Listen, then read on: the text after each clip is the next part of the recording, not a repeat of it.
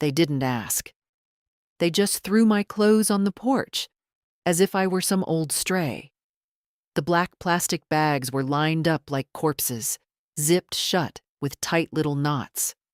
My blouse, the pale blue one with the pearl buttons, hung halfway out of one, crumpled, the sleeve dragging across the wooden step.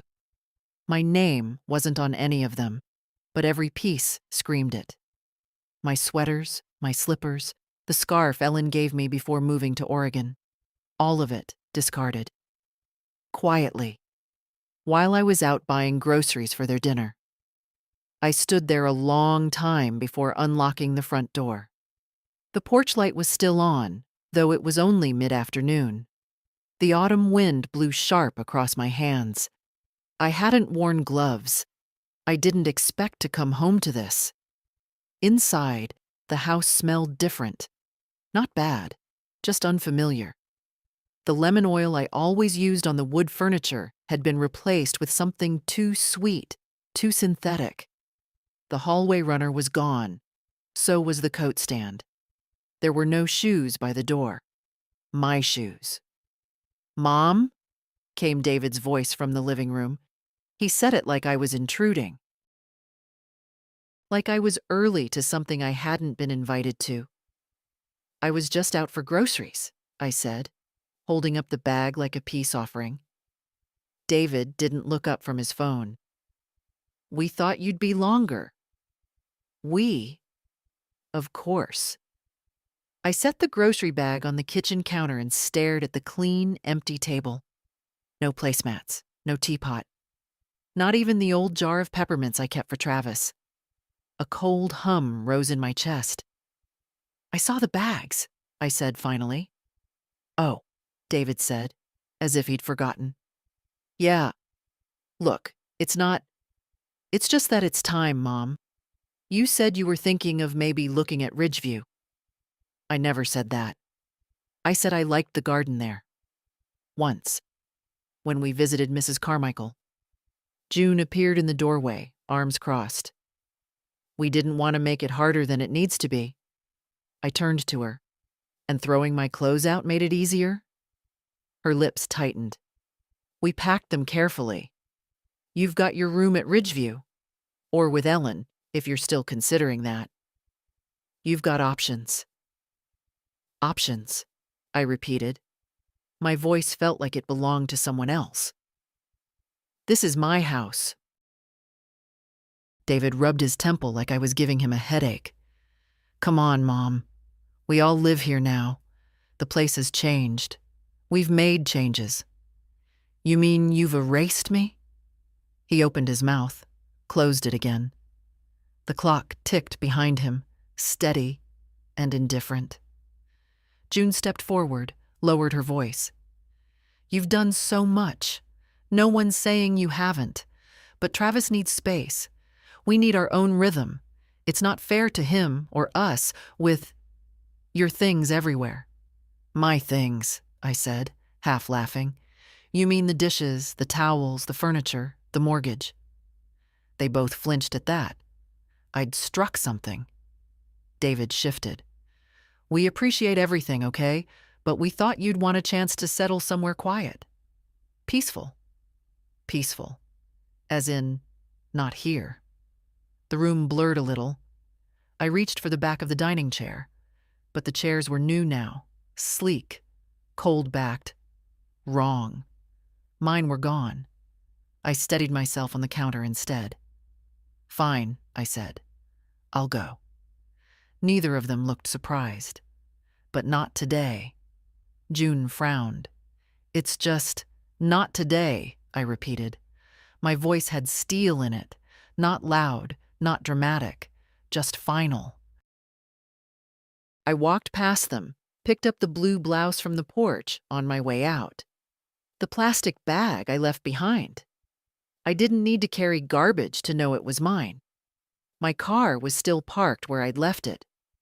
Grocery bag in the passenger seat. I sat behind the wheel and stared at the house for a long moment. The curtains moved in the upstairs bedroom. Travis's room now. My room once. They hadn't even let me pack it myself. I reached for the glove compartment. Inside, under the insurance papers, was a manila folder. Yellowed, worn, but intact. Inside it, the deed to the house. My name. Only my name. I smiled for the first time that day. A small thing. Quiet. They didn't know. Yet. I built that house with Walter, brick by brick, paycheck by paycheck, before David was even born. It wasn't much at first, just a square frame and a leaky roof. But it was ours. Walter worked the mill, and I worked nights at the diner. We saved every cent. Ate rice and beans so we could pour concrete for the driveway. Shared one coat between us the year the pipes burst. And every time we added something, a window, a porch swing, a second bathroom, we said the same thing. For the future. The future, it turns out, has a short memory. I drove to the diner that evening, not to eat, just to remember. It's called Sibley's now, but I still call it Monroe's. My name's still scratched into the underside of the counter from when Walter proposed there. LM plus WM, hearts and all. I used to serve coffee at that spot. Now, girls with fake lashes and long nails slide plates down it like it's a racetrack. I sat in my car across the street for a while, watching the lights flicker behind the windows. Everything changes, sure, but some changes are crueler than others. David was born in that house, right in the living room. The midwife came 2 hours late, and Walter caught him with his bare hands. We laughed about that for years. Said he came into the world stubborn and on his own terms. He used to fall asleep on Walter's chest during Sunday radio, the two of them snoring in harmony. We raised him with hands that were always working and hearts that were always tired but open. I packed every lunch, sewed every button, sat through every spelling bee even when I could barely keep my eyes open. We didn't have much, but he never knew what it meant to go without. I made sure of that. And then came June. She wasn't cruel, not at first, just brisk, efficient, too polite. Her eyes flickered past me at dinners. Her hugs were always air. When they moved back in with me, it was supposed to be temporary, just until they got on their feet. That was 5 years ago. I didn't mind. Not really. It was noisy again. There were dinners together. I had someone to talk to in the mornings. Travis was small then, and he loved helping me in the garden. He'd wear my gloves and stomp around like he was king of the dirt. Called me Gran Rain because he couldn't say Lorraine. But as the years passed, I began disappearing piece by piece. First, they accidentally gave away my rocker in a yard sale. Then they boxed up my recipe books and said they were digitizing everything. My knitting basket disappeared. My teapot ended up under the sink behind the bleach. Every change came with a smile and a reason. We thought you might like a break. You deserve to rest. We're just helping simplify. But I wasn't tired. I wasn't asking for rest. They didn't want me resting. They wanted me erased. It was easier to pretend I didn't notice. Easier to smile and nod and say thank you when June reorganized the kitchen and put my cups out of reach. When David signed Travis up for daycare, even though I'd been watching him every day since he was born. When they stopped asking me to dinner, even when it was in the room next to mine. The worst part wasn't even the silence. It was how gentle the rejection was. Soft and slow, like a lullaby. Like they were putting me to sleep, one kindness at a time. But I wasn't asleep. I remember the moment it shifted. I'd made chicken pot pie. The good one, with the flaky crust from scratch. I set it on the counter and called them in. David said they'd already eaten. June was finishing a salad, something trendy and cold with kale and pomegranate seeds.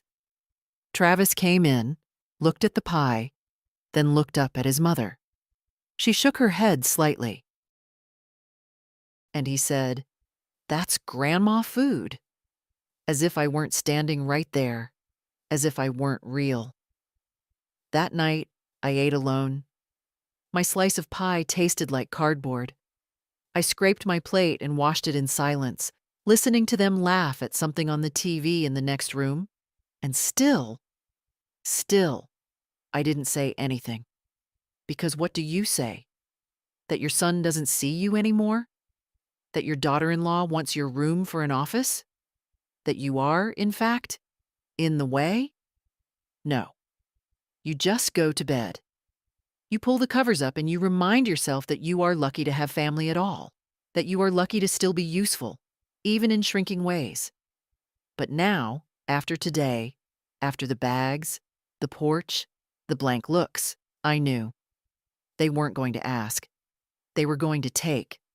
So I opened that folder again, spread it out on the kitchen table like an altar. Property deed, tax history, proof of purchase, mortgage papers, paid in full 12 years ago. All of it in my name. No co-signers, no transfers, no gifts. That house was mine, not ours.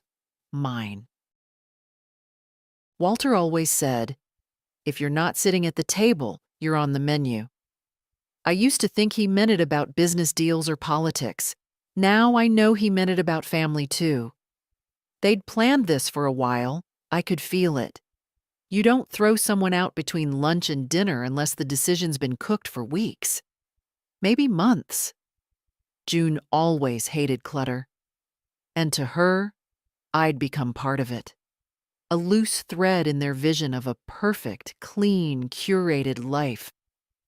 But what they didn't know, what they never bothered to ask, is that I don't go quietly. The next morning, I got up early. Muscle memory. The sun hadn't broken yet, and the air had that clean, sharp September chill. I boiled water for tea. My kettle, the old one, dented from the time Travis knocked it off the stove trying to help. Still worked. Still whistled like it meant business. I drank my tea slowly, watching the first light stretch across the backyard. The garden was tired. Overgrown tomatoes, dried lavender.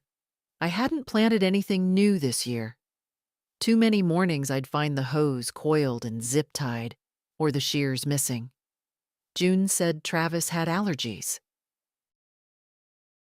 That dirt wasn't developmentally enriching. I had stopped arguing. After tea, I showered and put on my gray slacks and the cream blouse Walter always said made me look presidential. I pulled my hair back tight. No makeup. I wanted them to see my face today. The whole thing. No soft edges. Then I made calls. First to the bank. I asked to speak with a real person, not the voicemail labyrinth. I gave them my full name, spelled it twice, and told them I wanted to review all automatic transfers and co-signed authorizations on my account. The young man on the line said, "Of course, ma'am. Are you expecting fraud?" I said, "No, son. I'm expecting consequences." Next, I called Mr. Halverson, the lawyer Walter and I used for 30 years. He'd retired, but his daughter Mara had taken over the practice. She remembered me, told me to come in that afternoon. "It's just paperwork," she said.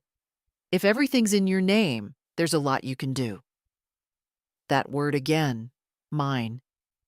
By noon, I was sitting in her office, staring at the same dusty plant her father had nearly killed 10 years ago. Mara wore round glasses and a serious expression. Her hands moved fast over the keyboard, clicking out clauses and conditions like piano keys. "Lorraine, you have full ownership," she confirmed. "There's no lease, no cohabitation agreement, no tenancy clause." Which means they're living in your house at your discretion, and you can revoke that at any time. legally, financially, ethically. I stared at the deed again. My name, printed in that tidy courthouse font. Black ink on yellowing paper. I'd never really thought about it before. Never needed to.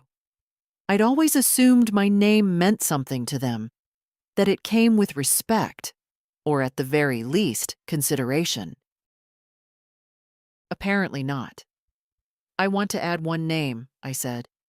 Mara looked up. To the will, and the emergency contact for the bank, the utilities, the title, everything. She waited. Travis? I shook my head. Emma. Emma was my neighbor's daughter. She'd helped me carry groceries more times than I could count. Dropped off soup when I had the flu. Sat with me once for 2 hours when the power went out. Never asked for anything. Just kind. She's not family, Mara said carefully. She's decent, I replied. That was enough for me. We went through every form. It took hours. My eyes blurred by the end of it. But when I left her office, I felt lighter. Like I'd untied something that had been wrapped around my ribs for years. That evening, I came back home. The bags were gone from the porch. I don't know if they brought them back in or just threw them away. Either way, no one said a word. I let myself in with my key. The same key I've had for 42 years. No one met me in the hallway. The house was quiet. I walked into the kitchen and saw takeout containers on the table. June's laptop was open. Travis was watching something on a tablet in the living room, his face lit blue from the screen. David came out of the bathroom, drying his hands. "Oh, hey," he said. "We didn't think you were coming back tonight." "I wasn't planning to," I replied. "But plans change." He looked at me for a second. Something in my tone made him hesitate. Then he shrugged and said, "Well, if you need help looking into Ridgeview, let us know." I didn't answer, just walked past him and up the stairs. My room was half empty. The dresser drawers had been dumped and left open. The bed was stripped. My photos were gone. But the walls, they were still mine. And the window still looked out on the garden. Walter and I planted. The maple tree was already yellowing. I sat on the edge of the bed and let the silence stretch. They thought they were winning. They thought they'd handled it cleanly, respectfully, kindly. They thought they were writing me off. But I wasn't finished. I was just getting started. The thing about generosity is, people forget where it started. And when it stops feeling like a gift, they start calling it an obligation. David didn't ask for much when he was younger. He didn't have to. Walter and I gave what we could before he could think to want it. New cleats for baseball? Done. Clarinet lessons after he gave up on guitar? We found the money. And when he went off to college, we took out a second mortgage on the house. Quietly. No fanfare. Just handed him the check with a thermos full of soup and Walter's old toolbox for his dorm. When Travis was born, I offered to babysit. Not just now and then, every day, for years. Diapers, bottles, ear infections, story time, tantrums, all of it, while June got back on her feet and David worked late. I was happy to do it. Love doesn't come with a clock. They thanked me, of course, at first. "We don't know what we'd do without you, Mom." That kind of thing. But thanks, like milk, has an expiration date. Then came the first big ask. Help with the down payment on the new house. "We want something bigger," June said. "For Travis, a yard. Room to grow." They had their eyes on a place across town. 4 bedrooms, big garage, new appliances, open floor plan. Too big for their budget. They needed $80,000 to close. "Just a loan," David said. "Short term, We'll pay you back. I didn't hesitate. I wrote the check. From my own savings. The money Walter and I had built slowly over decades. The money meant for travel that never happened. For rainy days. For my last years. Of course, they never paid it back. They didn't even bring it up again. After that, the requests started to blend together. New car for June. Hers isn't safe for Travis. Private school application fees. Furniture. Summer camp. Therapy. Vitamins. A retreat for June's wellness business. Repairs on the HVAC system in the house I technically owned. Every time I opened my checkbook, I justified it. They're young, they're building, we're supposed to help the next generation. But what I didn't realize until much later is that there's a difference between giving and being drained. I remember the afternoon June asked for control over the utility bills. "It's just easier if we centralize everything," she said. Fewer accounts, fewer headaches. I didn't argue, but the moment she took over, the mail stopped coming to me. I never saw another bill, never knew what was being paid or how. I became a guest in my own life. Then came the request to co-sign a business loan. David had a partnership opportunity with someone he met through a networking group. I asked a few questions. Too many, apparently. June rolled her eyes. "It's always like this with you. You say you want to help, but then you interrogate. I just want to understand. What you need to do," she snapped, "is trust us." I didn't sign. They were cold for weeks, and still, I kept cooking. Still washed dishes that weren't mine. Still ironed David's shirts when he left them crumpled on the laundry table. Still remembered every birthday, every appointment, every goddamn holiday meal. And when I once, asked David to take me to the doctor when I twisted my knee in the garden, he said, "Can you reschedule? I'm swamped." He didn't ask how I was feeling. He didn't even offer a ride the next day. June dropped off a knee brace from Walgreens with a sticky note. "Hope this helps." No signature. And that's the thing that stayed with me. Not the money. Not even the cold shoulder. It was how thoroughly I had been moved from the center of their world to the outskirts, like a landmark they no longer needed to navigate by. The turning point came on a Tuesday. I had made dinner. Nothing fancy, just stew and cornbread, the kind of food that makes a home smell like comfort. June walked in, took one look, and said, "We're doing plant-based now. No offense, but this is kind of heavy." Travis, echoing her, added, "It smells like old people food." I sat there, ladle in hand, feeling the air go thin in my chest. They didn't notice. They ordered from somewhere that did gluten-free wraps. I sat at the table and ate alone.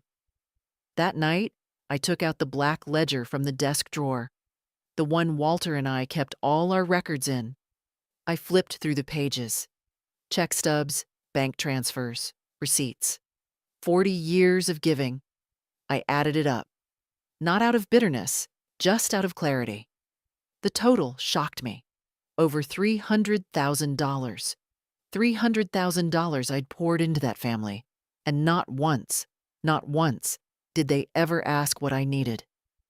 As I sat there, the house silent around me, I realized something. They didn't see me as a person anymore. They saw me as a function. Caretaker, babysitter, banker, spare key, but not mother, not Lorraine, and certainly not owner of the roof over their heads. That would change, and it would change soon.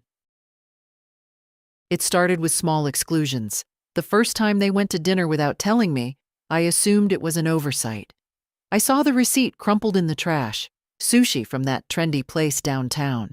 David hated sushi, used to say it was overpriced bait. I smiled at the thought. The second time, it was a movie night. I heard them talking in the hallway, whispering fast and quiet. I waited in the living room, cardigan buttoned up, hoping one of them would say, "Mom, you coming too?" But the front door clicked shut, and the silence after was heavier than any rejection. Still, I made excuses for them. They're busy. They're stressed. They didn't want to bother me. But the third time wasn't quiet. The third time was a party. Travis's birthday, his 10th. I'd baked the same chocolate cake every year since he turned 4, with the blue frosting and the dinosaur sprinkles he used to demand. That morning, I found a bakery box in the fridge, a sleek, fondant-covered monstrosity that looked more like a wedding centerpiece than something a child would eat.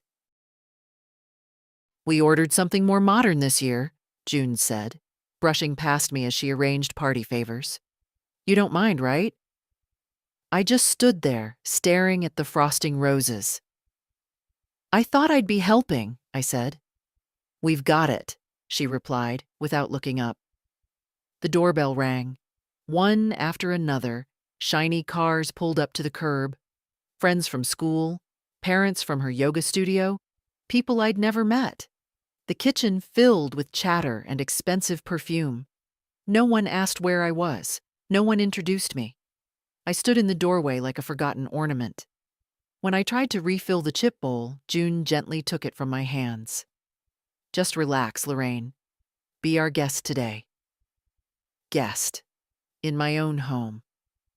The humiliation was so quiet, so casual, it didn't sting at first. It burned slow, like sun on skin you don't realize is getting damaged. After the party, I found my cake in the garage fridge. Untouched. Even Travis didn't ask about it. That night, I cried. Not loudly, not dramatically. Just slow, steady tears while sitting on the edge of my bed, fingers clenched around the fabric of my robe. I didn't recognize the person they saw when they looked at me. I didn't recognize the version of myself who allowed it. But the final blow, the one that carved something open in me, came a week later. David was in the kitchen, phone to his ear, pacing. I was pouring tea. He didn't notice me. "No, it's fine," he said. "She's still here, yeah, for now." A pause. "Soon, hopefully. Ridgeview's got a wait list, but we're pushing." Another pause. No legal issues. The house is basically ours. It'll be cleaner once we get her settled." Cleaner. I turned slowly. Tea forgotten. David glanced over his shoulder, saw me, and froze. He ended the call quickly.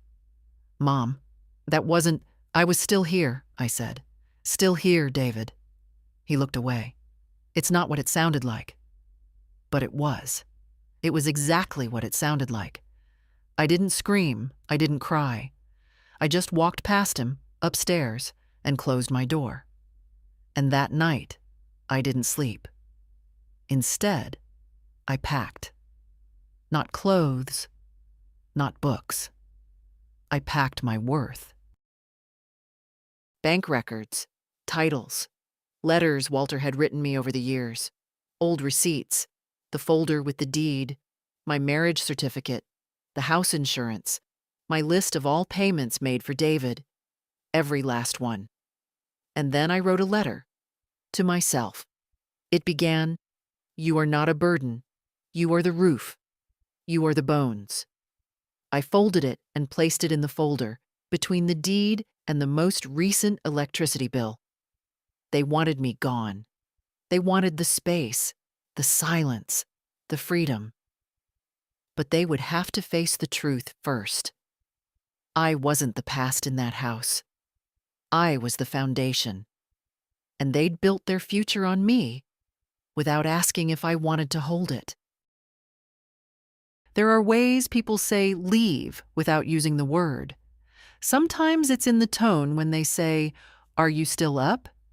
as if your very presence in the room is a disruption. Sometimes it's in the polite smile when they ask if you've looked at Those brochures they left near your teacup. And sometimes it's in the silence, the kind that settles after a pointed remark, heavy and deliberate. The day after I overheard David's call, I came down for breakfast and found the table already cleared. Not a crumb, not a cup. I wasn't late. It was 7:45, the same time I always came down. "Sorry," June said, not looking up from her phone. "We didn't think you were coming." David gave me a glance over his coffee, then stood. "We've got a lot going on today, Mom. Big day. Big day." I wanted to ask what that meant, but I didn't. I sat quietly at the kitchen island with my own cup of tea, one I made myself. No one offered me a slice of toast. No one asked about my plans. At 9:15, June knocked on my bedroom door. She didn't wait for an answer. She stepped in with a smile that never touched her eyes and said, "Hey, Lorraine. I thought it might be a good time to talk." That phrase, "a good time to talk," it's never about talking. It's about laying groundwork, paving the way for whatever cruelty is about to be excused. "I know things have felt tense," she started, sitting on the edge of my armchair like she owned the room. "Transitions are always hard." I said nothing. I was folding a cardigan, one of the few they hadn't bagged yet. She glanced around the room. My room.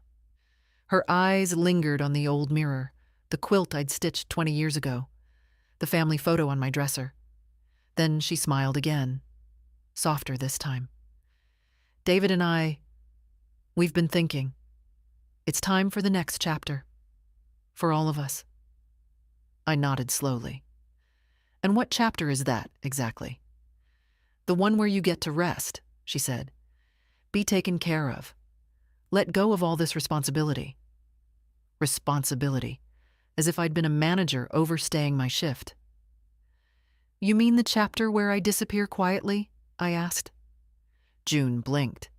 "No, of course not. But you deserve peace, Lorraine. And honestly, the house is a lot." "For whom?" She stood now, brushing invisible lint from her sleeve. "We've contacted Ridgeview again. There's an opening next month. We put your name down." I folded another sweater. My hands were steady. "You did what?" She raised both palms. "It's not finalized. We just wanted to reserve the spot. It's a lovely place. Clean, friendly, safe. Like a kennel." "Did you ask me?" I said, voice low. Her mouth opened, closed, then opened again. "We assumed—" "That's your problem," I said. "You assume I'm done, that I'm tired, that I don't see what you're doing." Her tone changed. Just slightly. Still polite, but tighter. "Lorraine, you're making this harder than it needs to be." That, right there, was the knife. Hidden behind every pleasantry was that edge, that push. "I'll make it easy for you," I said. "You'll get your answer soon enough." She narrowed her eyes, confused, maybe even a little nervous, but she said nothing else. She walked out, and the sound of her heels against the hardwood was sharp. Later that evening, David knocked. He didn't come in. "Mom," he said through the door, "let's not make this difficult, okay? Ridgeview's got great reviews." I didn't reply.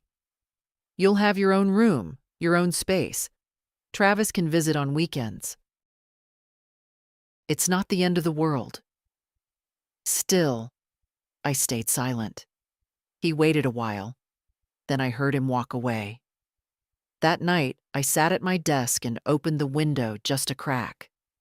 The air was cool, and somewhere in the distance, someone was mowing their lawn too late. The scent of cut grass drifted in. Familiar. Sharp. I took the deed from the folder and set it on the desk. Next to it, I placed a matchbox and an old silver tray. The decision was already made. This was just the ceremony. a quiet, private rehearsal of what was to come. They wanted the house, but they had forgotten who gave it breath, who paid for every brick, who bled into its carpets, who wept in its corners, who made it a home, and who, with a single spark, could make it all vanish into ash. Let them sleep soundly for one more night. Tomorrow, the smoke would remind them.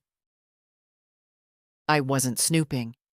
I just happened to be standing in the hallway when June's voice carried a little too loud from the patio. She's just not adjusting. You said she'd ease out naturally, but she's clinging, she was saying into her phone. I couldn't hear the other voice, just the slow rhythm of her pacing across the decking. A pause.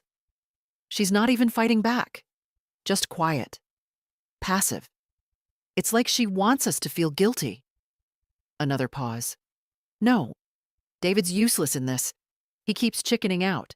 I'm the one who has to be the bad guy. I stood frozen, my hands still damp from washing dishes. I hadn't done anything wrong. And yet, I felt like a trespasser in my own hallway. She'll be out soon, June added. She's got no real power here. We've already made most of the changes. She's just still in the building. Still in the building. That's what I was to her. Not a person, not a mother-in-law, not a grandmother, just an inconvenient leftover. I stepped back slowly, the floorboard creaking beneath me.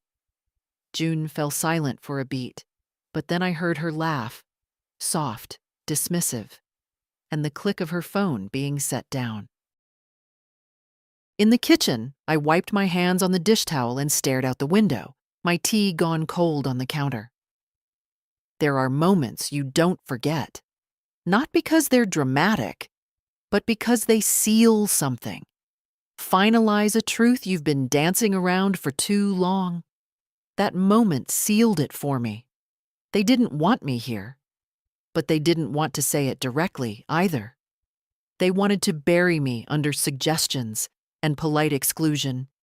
They wanted me to pack my own bags so they didn't have to lift a finger. That's what June meant by ease out naturally. But I wasn't going to fade. Not for their comfort. That night, I called Emma. She picked up on the second ring. Hi, Lorraine, she said, cheerful as ever. Everything okay? I have a question, I said, and a strange one. I'm listening. If you had to leave your life behind, would you want someone to warn you or just let it happen? Emma didn't hesitate. Warn me, always. I don't like surprises. I smiled. Me neither. She paused, then added gently, Are you okay? I will be, I said, but I need a favor. We met the next morning at the cafe near the library. She wore that soft blue cardigan she always wore when she thought someone needed comfort. She didn't ask too many questions, just listened. I gave her a sealed envelope. Inside was a letter, a copy of the deed, and a note explaining what I planned to do, if it came to that. Why me? She asked softly. Because you see me, I said, and you never asked for anything. She nodded, her eyes wet. Whatever you need, I'll protect it. By the time I got back home, it was quiet. The cars were gone, errands maybe, or yoga, or brunch. I didn't care. I walked through each room slowly, letting my fingers trail across the backs of chairs, the smooth edge of the fireplace mantel, the old family portraits they hadn't yet replaced with abstract art. My presence still lingered, even if they tried to scrub it away. Upstairs, my room was emptier than ever. The closet was half cleared. Someone had taken my photo albums and replaced them with folded towels. I sat on the edge of my bed and took out the small box I kept in the nightstand. Inside were matches, a flask of Walter's bourbon, and a single envelope with my name written in his handwriting. He'd left it for me the year he passed. I'd read it only once. Lorraine, if life ever turns cold around you, remember who you are. You built everything around you. Don't ever let them make you feel like you're just passing through. I folded it shut, hands trembling.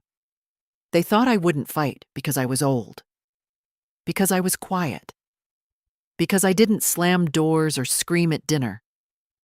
But silence isn't weakness. Sometimes it's the calm before a reckoning, and they were about to learn what kind of woman Lorraine Mason really was. Mara greeted me with a firm handshake and a thicker file than the last time. "I've drawn up everything we discussed," she said. "But there's one more option you might want to consider." Her office smelled like lemon oil and legal paper, clean, sharp, efficient. The kind of place where people make decisions that echo for years. "I'm listening," I said. She opened the folder. "You mentioned you wanted to transfer ownership if necessary, quietly, without creating drama. But I did a little digging. Turns out you don't need to transfer anything to prove a point. Not yet." She slid a new document toward me. "A revocation of informal tenancy. It's not an eviction in the legal sense, but it puts it on record that they are occupying the property without agreement or payment, and you are no longer permitting it." I looked at the page. Neat lines, impersonal words. But it might as well have been a mirror. Because there it was. Black and white proof that the people I fed, clothed, funded, raised were guests in a home they thought they owned. Mara lowered her voice. "If it ever comes to legal action, this document protects you. And if it doesn't?" She smiled, tight and kind. "Then it's just a piece of paper, but a very loud one." I signed. Back home, the air felt different. Like the house knew what I'd done. The walls held their breath. June was in the kitchen, chopping something that smelled too raw to be food. David sat at the table, eyes on his phone. "Good morning," I said. They both looked up, suspiciously polite. "You were out early," David said. "I had some errands," I replied, setting my purse down. "Legal ones." June glanced at David. "Legal?" I pulled out an envelope and placed it on the counter. "This is for both of you, just so we're all clear." David picked it up and opened it slowly. June leaned in, reading over his shoulder. "What is this?" she asked, voice tightening. "It's a notice," I said. "Informal, but binding. This house is mine. You've been living here without a lease, without rent, under the assumption that I was too old or too tired to care." David looked pale. "Mom, come on." "You asked me to leave," I said, calm and unblinking. "You talked about Ridgeview. You threw my clothes on the porch like I was furniture being donated." "That's not how it was," June started. "It's exactly how it was." Silence fell. Only the sound of the knife hitting the cutting board remained. A soft, methodical rhythm. Chop, chop, chop. "You're not serious," David said. This is just making a point, right?" I leaned on the back of the chair across from him. "You've both spent months deciding how to reshape this house to suit your lives. You excluded me. You undermined me. You pushed me out without having the courage to say it to my face." June crossed her arms. "We didn't want to fight." "No, you didn't want to witness." David stood. "Okay, let's all take a breath. I've taken enough breaths for all of us." My voice wasn't raised. It didn't need to be. It landed like a stone. June started again. "Lorraine, you don't want to escalate this. Think of Travis." "I am." That silenced her. They both stared at me like I was someone new, or someone they'd forgotten they used to know. Someone they hadn't expected to still be standing. I turned and walked toward the hallway, toward the stairs, toward my room, still mine, still full of air I paid for. Behind me, David called out, "We thought you'd want peace." I stopped, one hand on the banister. You don't get to take everything from a person and then offer them peace as a consolation. Peace isn't a bribe. It's something earned. And I kept walking. Upstairs, I opened the closet and took out the wooden box from the top shelf. Walter's box. Inside, the deed. The original. Fragile. Heavy with meaning. I walked over to the window and looked down at the backyard. They were still in the kitchen. I could hear faint voices, rising, sharp now. Nervous. Let them scramble. Tonight, I'd finish it. Not with noise, but with fire. The sky was the color of cold steel by the time I stepped out the back door. No stars, no wind. Just the kind of heavy stillness that feels like the world itself is holding its breath. I was carrying a canvas tote, the kind they hand out at farmers' markets with flowers printed on the side. It held one thing, the deed. Folded, original, crisp-edged and sacred. Walter's signature in blue ink, my own in black. Proof of everything we'd built, everything they'd ignored. The backyard looked different at night. The garden, once my sanctuary, was a shadow of itself. The tomato plants had dried out weeks ago, brittle and forgotten. The stepping stones were half covered in dirt. The bird bath was cracked, empty. Funny, how quickly something dies when no one cares for it. I made my way to the fire pit. They'd bought it last summer. Stainless steel, modern, more design than function. They used it twice, both times to impress guests. It had since become another forgotten fixture in their pursuit of curated comfort. I lifted the lid. It was clean, unused, untouched. That made it perfect. I laid the tote on the edge and pulled out the deed. For a moment, I just held it in my hands. My fingers traced the edges, the embossed stamp, the ink that had faded only slightly in the corners. This piece of paper had built their lives, and they hadn't even known it. I struck the match.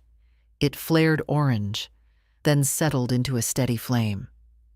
I touched it to the corner of the page and held on until the fire caught.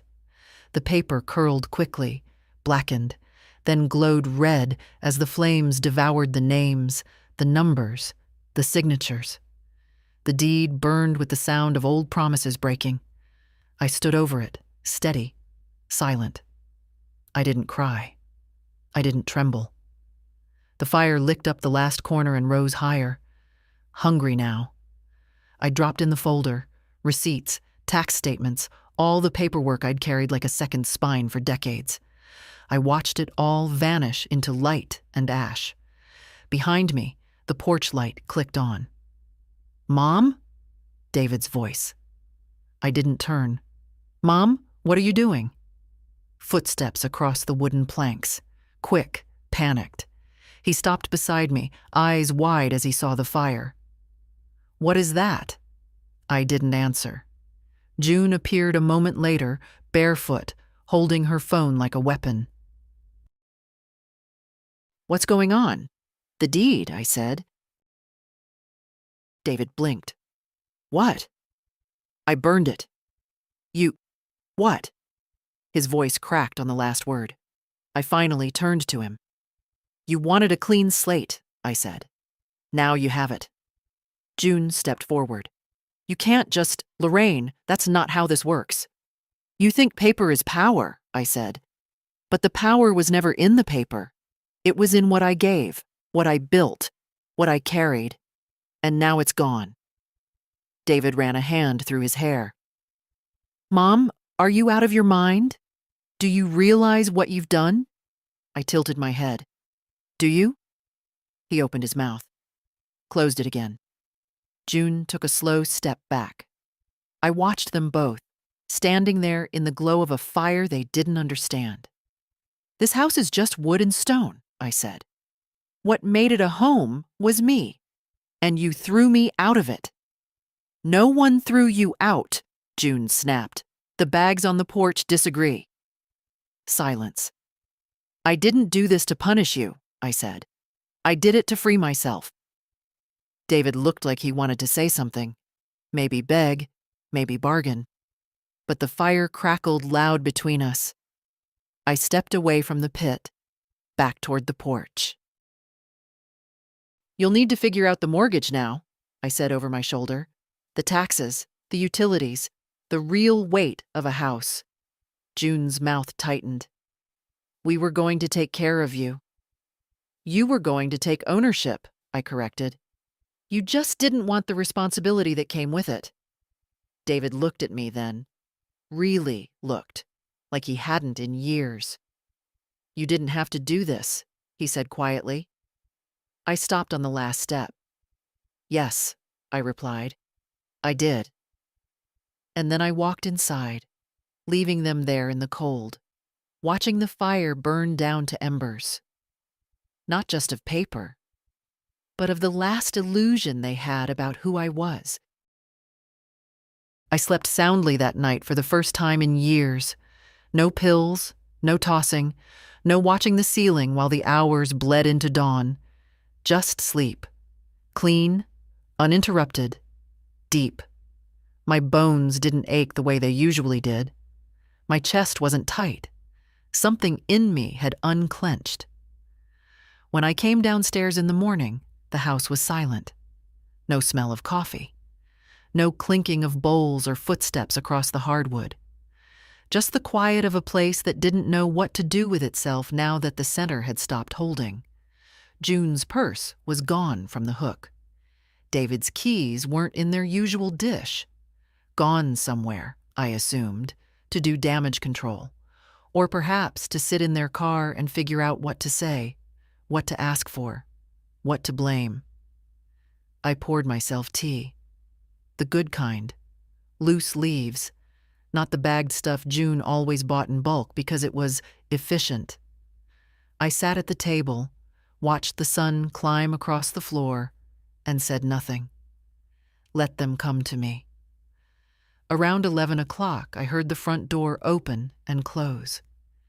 David entered the kitchen, pale and drawn. He looked like he hadn't slept. His shirt was wrinkled. His tie was missing. He held a folder in one hand, thick with paper. I didn't stand. He sat across from me slowly, placed the folder on the table, and pushed it toward me.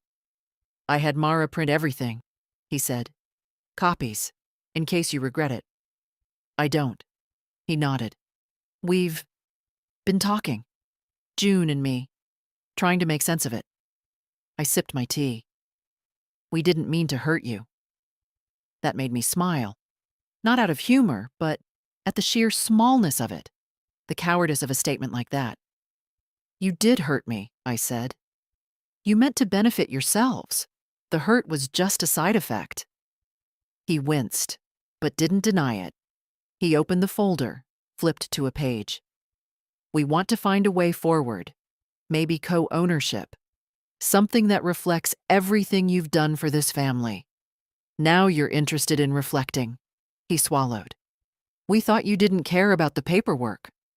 "I didn't, until you tried to erase me with it." He didn't speak for a while, just sat there, hands clasped together, eyes on the table. Then he said the thing I think he'd come to say all along. "I can't lose the house, Mom. Not we. Not us. I..." And that was the final thread I needed to see. It had never been about family, or peace, or legacy. It had always been about control. "I know," I said. I stood, took the folder, and walked it to the kitchen drawer, the one where I kept rubber bands and stamps and charger cords no one used. I slid the folder inside and shut it. Not to accept it. Not to humor him. To remind myself that I could keep things I didn't have to use. David stood too. "I don't know what to say anymore."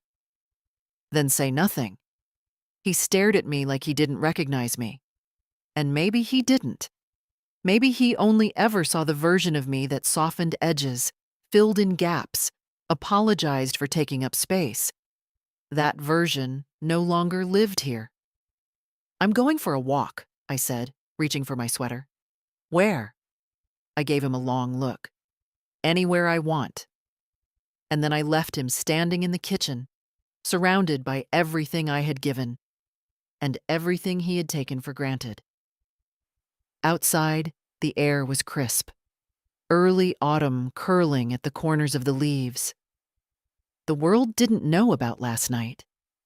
The street looked the same, but I didn't walk the same. I walked like a woman who had remembered her name. When I reached the corner, Emma was standing by her mailbox. She smiled as I approached. "Morning," I nodded. "Morning." She glanced at the tote in my hand. Empty now. "Did it work?" "It burned beautifully." Her eyes softened. "You okay?" "I think I'm something better." She didn't press. We stood there a while, neighbors in silence, both looking toward the same rising sun. "I'll be making changes," I said, "to everything." Emma just nodded. "Good." And as I turned back toward my house, still mine, always mine, I thought about what Mara had said. Sometimes a piece of paper is just a piece of paper, but sometimes it's the match. And I had finally learned how to strike it. They walked on eggshells after that. No more brochures on the table, no more gentle suggestions, no more locked cabinets or replaced groceries. Even June's tone changed, clipped and careful, as if I might snap at any moment. But I wasn't angry anymore. I was awake. And nothing is more dangerous to people who rely on your silence than your clarity. David tried to slip back into old patterns. He'd knock before entering a room now, smile too broadly, offer to help with small things. The remote, the trash, my coat. It was theater, of course. Damage control dressed up as devotion. June kept her distance. The energy between us had changed, and she felt it. There was no more performance of civility. She avoided eye contact, shortened her sentences, left the room when I entered. It suited me fine. I wasn't interested in vengeance. I didn't want apologies or performative gratitude. I just wanted space. Space that was mine, time that was mine, and the dignity they'd tried to scrub out of me like mildew. And I had it now. One evening, as I sat at the dining table alone, reading, Travis came in. He didn't say anything at first, just hovered awkwardly near the hallway. "Gran Rain," he said quietly. That name again. The one he used to say when he was little. My favorite. I looked up. "Yes?"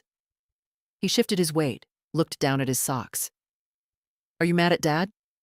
I folded my page, closed the book. "Why do you ask that?" "Because he says you're not feeling well. But you seem okay." I smiled gently. "I'm not mad, but I'm not pretending anymore." He frowned. "Pretending what?" "That everything is fine when it's not." He looked confused, but nodded like he wanted to understand. I stood and walked to the kitchen. "Want tea?" He nodded. "If you have the mint kind." I smiled. "I always keep the mint kind."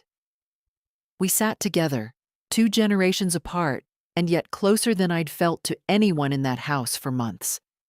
I didn't explain the fire. I didn't explain the paper. But he understood enough that something had shifted and that I was different now. After he went to bed, I stood in the hallway outside his room. Their door was closed, lights off, but I didn't need to go in. I just listened. One last time, not to eavesdrop, to confirm. Nothing had changed, not really. They still spoke in strategy, quiet hisses and careful phrases, still blamed me in whispers. "Why would she burn the deed? That's psychotic." She's doing it for control. She's trying to scare us, that's all. She's bluffing. They didn't understand a thing. It wasn't a bluff. It was a boundary. Later that week, I called the bank, closed 2 of the accounts, changed beneficiaries, transferred the remaining balance into a new account with a new name attached. Not Emma's, not Travis's, not even my own. A trust. With clear instructions, conditions, protections. Then I called the contractor. I gave him a quiet job, discreet. Build me a separate entrance, I said. Seal off the 2nd floor. Add a lockable door at the landing. You want to split the house? I want to draw a line. It took 2 days. On the 3rd morning, I handed David a key. What's this? To the upstairs, your part of the house. He stared at me. What does that mean? It means we're roommates now. You pay for your side. I pay for mine. Utilities are split. Kitchen schedules alternate. And if it doesn't work, I shrugged. I know a lawyer. His mouth opened, closed. June stepped into the hall. You're serious? As a fire. I walked past them both, into my new half of the house, cleaner, quieter, and full of space that finally belonged to me in practice, not just on paper. I wasn't leaving. They were no longer in charge of the ending. It didn't take long for the tension to settle into something permanent. The house, once open and humming with shared routines, now had a split spine. 2 entrances, 2 rhythms, 2 households under one roof, except only one had built it, brick by brick, in love and sacrifice. And the other had assumed it came free with adulthood. David tried at first to smooth things over. He left notes. Not apologies, not admissions, just passive little offerings. Let me know if you need anything. Made extra soup. It's on the top shelf. Travis asked about you. I read them. I didn't answer. Not because I was cruel, but because I'd finally accepted the truth. They didn't want reconciliation. They wanted access. And I'd changed the locks. June stayed quiet. Cold. Her energy sharp as glass. She'd knock before entering shared spaces, but she never lingered, never looked me in the eye. She'd lost control of the house and couldn't stand the feel of walls that no longer obeyed her. But it was Travis who kept the thread alive.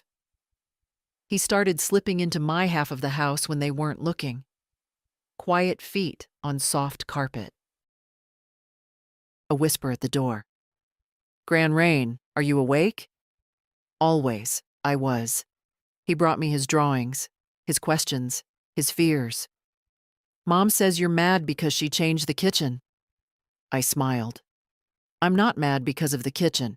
I'm mad because people forgot how to be kind. He thought about that, then nodded. She does get mad fast. He brought me a muffin once, wrapped in a napkin. I saved the top for you. It's the best part. I sat with him on the couch, the one they once tried to replace with something cleaner. We watched a cartoon I didn't understand, and I held his hand. Small, warm, real. They couldn't touch that. They could throw out sweaters, photos, furniture. But they couldn't throw out love. At least not the kind that had roots. One night, I found him asleep on my bed. Book still open, feet dangling. I covered him with my shawl and sat beside him, watching him breathe. David knocked 10 minutes later. Travis? He said, eyes darting past me. He's fine. He looked ready to say more. I raised a hand. He can stay tonight. David nodded, stepped back, and closed the door. That was the first time he didn't argue. Maybe he was learning. Maybe not. In the mornings, I'd hear them talk. Just muffled words through the floor. But sometimes the words floated down clear. She's being manipulative. No, she's drawing a line. You always take her side. It's not about sides. It's about what we did. That was June, soft, hesitant. And it almost made me feel sorry for her. Almost. Because I knew that voice. That was the voice of someone realizing the cost of something they'd already spent. Regret, in installments. They didn't ask to talk, not directly. But the tone changed. They spoke less about Ridgeview. David started buying his own groceries. June even knocked once, not just out of habit, but with intention. "I'm taking Travis to the lake this weekend," she said. "Thought you might want to come." It wasn't an olive branch. It was a test. I looked at her for a long time. "No," I said gently. "But thank you for asking." She nodded, eyes unreadable, and walked away. Later that night, I lit a single candle in the kitchen and sat with my tea. No TV, no music. Just me and the quiet I'd earned. It didn't feel like a victory. Not exactly. It felt like clarity. Like finally seeing the blueprint for the life I'd lived, where every act of giving had left an outline. And now, I was choosing what to fill in, what to leave empty, what to protect. I didn't know yet how it would end, but I knew this. I wouldn't be erased, not again, not quietly, not kindly, not ever. They came back from the lake with sunburns and silence. Travis ran inside ahead of them, barefoot and flushed, waving a cheap plastic boat he'd won somewhere. "Gran Rain, look!" he shouted, proud and breathless. I admired it like it was made of gold. "That's a fine ship you've got there," he grinned. I named it Lorraine. It took me a second to swallow that. June came in slower. Her eyes looked raw, not red, not crying, just stripped of something. Pride, maybe. She nodded at me. A quiet hello. No edge this time. David trailed behind her, carrying bags. He didn't say anything. After Travis ran upstairs, the house fell into an odd stillness. That heavy air before a storm, but not quite thunderous. Just honest. June lingered by the kitchen counter, her hands wrapped around a water glass. "You were right," she said. I didn't respond. Not because I needed to win, just because I wanted her to feel the weight of that sentence without interruption. She cleared her throat. About the house. About what we were doing. I didn't see it then. And now? Her mouth twitched. Now I see a woman who carried 3 generations on her back. And got called a burden for it. I looked at her evenly. And? She hesitated. Then, I'm sorry. The words landed soft. No drama, no performance. Just said. That's the only kind of apology I've ever believed in. David didn't speak until later that evening. I was in the backyard, watering what was left of the garden. Fall was taking its hold. The air thinner, the ground tougher. Still, the lavender hung on. He stepped out, hands in his pockets, looking like a boy again, unsure and waiting for instruction. "I kept asking myself how we ended up here," he said. "All this mess, this distance." "And what did you decide?" "That I stopped seeing you as a person the moment you made life easier for me." I turned off the hose. He continued. "It wasn't malicious. I didn't mean to be ungrateful. But I treated your presence like furniture, something comforting, expected. Background." "I know," I said. He looked surprised. "I always knew," I added. "Mothers know. We feel it long before it's spoken." He looked down. "I don't know how to fix it." "You can't." He nodded slowly. "But you can stop repeating it," I said. "With your son. With your wife. With yourself." We stood there a long time. Nothing more was needed. Later that night, I took out the last envelope in Walter's old box. It wasn't addressed to me. It was addressed to whoever would need it most. Just one word on the front. After. Inside was a letter, brief, plain, and clear. If they forget you, Lorraine, remind them by walking away. Not with bitterness. With your spine straight. Let them carry what you did. If they can't, let it collapse. He always knew. I folded the letter and placed it back inside. I wasn't going anywhere. Not anymore. But I also wasn't carrying them further than I had. In the morning, I made a quiet call. To Mara. To finalize the trust, the division, the last details. No fanfare, just preparation. Because reckoning is only dramatic in movies. In real life, it's measured. Calm. Like a door closing softly. Or the sound of matches striking only once. The week the trust was finalized, the air in the house shifted. Not dramatically, not like a fight or a fire, just less friction. Like the weight had been named and set down, and everyone had chosen to stop tripping over it. Mara called on a Wednesday morning. "It's done," she said. "The trust is active. The house is protected. Your terms are locked in. No one can touch it now. Not without your consent. Not without respecting the structure you've set." I thanked her and hung up. There was no celebration, no cake, no champagne, just a long, steady exhale at the kitchen sink. I looked out the window. June was in the yard with Travis, showing him how to pull weeds. Finally. He hated it, of course, but he smiled through it because she was trying now, and he could feel that. Trying doesn't erase damage, but it's how you stop adding to the pile. David was at the dining table. I heard the familiar scratch of a pen, balancing checkbooks maybe, or budgeting for the first time without expecting a bailout. Good. That evening, I cooked. Not for them, for myself. Roast chicken, thyme potatoes, and the biscuits Walter loved. The scent filled the downstairs like it used to. Warmth without invitation. Comfort without offering. Still, by the time I sat down to eat, there was a second plate across from me. Set by small hands. Travis. He didn't ask. Just plopped into the chair and started buttering a biscuit with the determination of someone on a mission. "Smells better than the frozen stuff," he said. "It is." He grinned. "Can I stay here tonight?" "You live here," I replied. He tilted his head. "No, like, here, with you." I nodded. Of course. We ate in quiet. I served seconds. He didn't ask permission.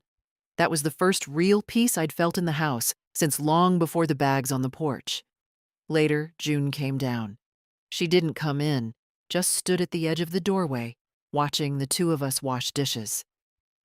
"You cooked," she said. "I did. It smells like before." I didn't answer. "I can smell it all the way upstairs," she added, almost smiling. "It used to make me jealous, you know. How he loved your food. How he always compared my cooking to yours." I looked up. "That wasn't my fault." "I know," she said, "but I blamed you anyway." There it was. The thing I hadn't needed, but deserved. She took a step forward. "I don't expect you to forgive me." "I already did." She blinked. "When?" "The first time you shut a cupboard too hard. I figured it was easier to assume you were hurting than to believe you were cruel." Her voice cracked. "I think I was both." I nodded. "That's usually how it goes." She stood there another minute, then turned. No long apology. No asking to eat. Just acknowledgement. That was enough. Later, I sat in the living room with my tea, alone again. But not lonely. The house no longer felt like a battleground. It felt like a boundary that had been respected. I heard the quiet creak of David's door, his soft steps toward the kitchen. No slamming, no avoiding. Just life continuing on new terms. I'd kept my dignity, not through shouting, not through legal war, but by refusing to disappear. They still lived here, but they lived around me now, not through me. That night, I pulled out an old notebook and wrote 3 lines on the first page. I was not evicted. I was not erased. I was remembered by myself first. I folded the page in half and left it on the hall table. I don't know who it was for. Maybe for them, maybe for Travis one day, maybe just for the walls. But someone would read it eventually, and they'd know. I didn't burn the house to the ground. I burned the lie that I had no place in it. There's a certain silence that only comes after reclaiming something that was yours all along. Not the silence of avoidance, not the icy quiet of people walking on eggshells. No. This was a fuller kind of quiet. The kind that comes when the noise of being underestimated finally stops echoing. 3 months had passed since the night of the fire. 3 months since I stood in my own backyard and reminded them, and myself, who I was. The house now had 2 rhythms, 2 kitchens, 2 thermostats that we both learned to argue with. We shared the laundry machine, but not the detergent. Shared the mailbox, but not the assumptions. It was working. Not neatly, not sweetly, but honestly. June still bristled sometimes, especially when I took up space in a way she couldn't ignore. Humming while I cooked, playing music too early in the morning, laughing with Travis like the air belonged to us both. But she didn't try to push anymore. David had softened, or maybe just surrendered. He started knocking before entering a room and asking questions without expecting me to fix things. "Do you want to come with us to the school play? Can I pick you up anything from the store? Is this your mail or mine?" Nothing profound, but real. And Travis, he grew. He started bringing his homework to my side of the house, not for help, just to sit near me. Sometimes I'd be reading, and he'd glance up and say, "Gran Rain, did you ever feel like no one was listening to you?" Every time I gave him the same answer. Yes, but I listened to me, and that was the beginning of everything. Emma still called every Sunday. Sometimes we met for breakfast. She liked to say I looked stronger in the eyes, which made me laugh, but she wasn't wrong. Strength doesn't always show up in your spine. Sometimes it's just in the way you enter a room, like you belong there, because you do. One afternoon, Mara stopped by to drop off the final copies of the trust papers. She stood at my door with that thick folder and a smile that held respect, not pity. "You did something most people only dream of," she said. "What's that?" "You drew the line, and you made them respect it." I looked down at the folder. All those documents, signatures, stamps. All that proof. "They thought the power was in the paper," I said. "And?" I smiled. "Turns out it was always in my voice." She nodded, then paused. "What are you going to do now?" I didn't answer right away. Just stepped out onto the porch, took a long breath of autumn air. The trees were shifting again, yellow, red, burnt orange. My garden was tired, but alive. "I'm going to live here," I said, "like I own the place." And I do. Not just legally. I own the quiet. I own my name. I own the space I take up, and I will not apologize for it ever again. So if someone, somewhere, is reading this, sitting quietly in a house that doesn't see you, shrinking so others can stretch, let me say this clearly. You are not invisible. You are not selfish for wanting peace. You are not too old to start drawing lines. Let them laugh. Let them pack your bags. Let them write you off. Then light your match. Burn the lie. And step back into your place like you never left. If this story hit something inside you, share it. Leave a comment. Let someone else remember they're not alone. Because the world doesn't change when we're quiet. It changes when we finally speak.